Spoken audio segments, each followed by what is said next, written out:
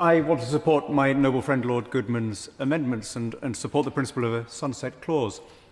The delegation of particular tasks to technical bodies, while a regular feature, is nonetheless the first step by which a democracy relinquishes its powers.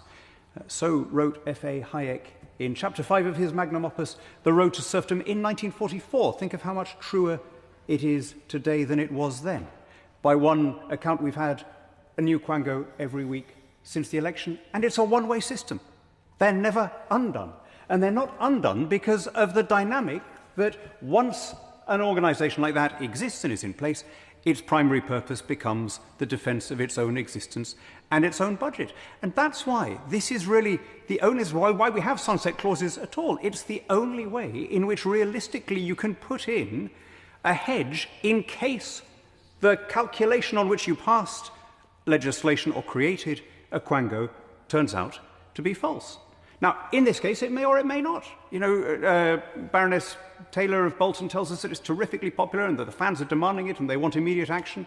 Lord Hannett of Everton says it's been polled and everyone's in favour. Maybe, right? I don't know. I'm not any kind of expert. I'm perfectly happy to accept the possibility. But equally, we should be cognizant of the figures that the noble lady Baroness Fox just quoted. 20,000 people out of, 2 billion who watch Premier League games is...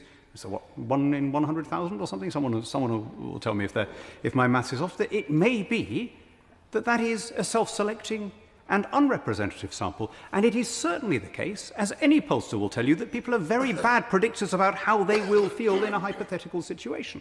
So it may be the case, if polled in the abstract, if people are asked for an opinion now, do you think that there should be some regulation of football? And they think, oh, well, that's a way of preventing rogue owners from driving clubs into bankruptcy. Yes, seems a good idea.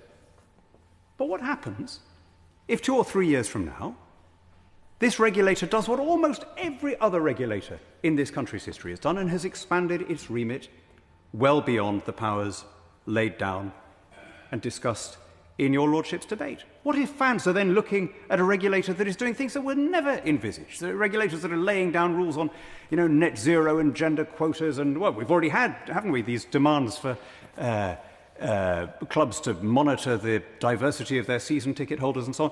If people say, well, hang on, this isn't what we signed up for, what is the mechanism then? What is the check on this legislation? And it seems to me the only way of doing that is to have some kind of automatic lapsing, allow, in other words, this House and another House to come back and say, do you know what, it's working, let's renew it, or do you know what, it isn't working, let's let it lapse. And this shouldn't be a controversial proposal. I don't doubt for a second the sincerity of noble lords on all sides who have argued that this is a popular and necessary bill. Well, if it is, then have the courage of your convictions. Because then there'll be no question, for all the reasons, again, that my noble friend set out at the beginning, there'll be no question that the regulator will want to remain in operation and that the minister will keep it that way.